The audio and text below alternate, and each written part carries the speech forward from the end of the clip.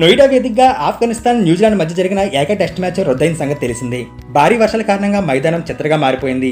ఒకవైపు వర్షం ఆగినా స్టేడియం మాత్రం ఆటకు సిద్ధం కాలేదు. సిబ్బంది సరిగ్గా వ్యవహరించలేదని, కాసుల కోసం కక్కుర్తిపడిన కొందరు మ్యాచ్ను నోయిడాలో ఏర్పాటు చేశారనే ఆరోపణలు వచ్చాయి. అసలు ఇక్కడ నిర్వహించాలనుకోవడమే పెద్ద పొరపాటని క్రికెట్ వర్గాలు చెబుతున్నాయి. తాము ఇంకెప్పుడు నోయిడాకు రామంటూ ఆఫ్ఘనిస్తాన్ క్రికెటర్లు వ్యాఖ్యానించారు.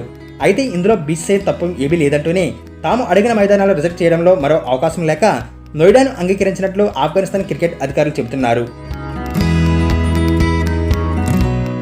మేం తొలుత లక్నో స్టేడియం అడిగామని, రెండో ఆప్షన్గా డెహ్రాడూన్ ఇవ్వాలని కోరామని, కానీ బీసీసీఐ మా విజ్ఞప్తులను తిరస్కరించిందని తెలిపారు. ఆ రెండు రాష్ట్రాలు క్రికెట్ సంఘాలు టీ20 లీగులు నిర్వహిస్తున్నాయని చెప్పింది. ఇక నోయిడా మాత్రమే మాకు అందుబాటులో ఉంది. మాకు మరే ఇతర ఎంపికలకు అవకాశం లేకపోవడంతో అంగీకరించామని, కానీ నోయిడా కంటే ఆఫ్ఘనిస్తాన్లో మైదానాలు మంచి వసతులు ఉన్నాయని తెలిపారు. మా మౌలిక సదుపాయాలు మెరుగుపుచ్చుకుంటాం, కానీ ఇక్కడ మాత్రం ఎలాంటి మార్పులు లేవని మా కెప్టెన్ షాహిద్ అన్నారు. ఇప్పుడు చూస్తుంటే అది నిజమనిపిస్తుంది అని ఆఫ్ఘన్ క్రికెట్ బోర్డు పేర్కొంది. బీసీసీఐ వైపు తప్పు ఉందంటూ చేసిన వ్యాఖ్యలపై విమర్శలు రావడంతో ఆఫ్ఘనిస్తాన్ బోర్డు ప్రతినిధులు యూటర్న్ తీసుకున్నారు. తామే నోయిడాను ఎంపిక చేసుకున్నామంటూ పేర్కొన్నారు.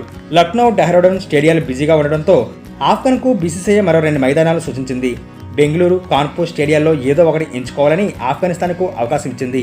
అయితే నోయిడా తమకు అనుకూలంగా ఉంటుందని భావించిన ఆఫ్ఘనిస్తాన్ బోర్డు దాన్ని ఎంపిక చేసుకుంది. ఢిల్లీకి చేరువగా ఉండడం కలిసి వస్తుందని ఆఫ్ఘన్ అంచనా వేసింది.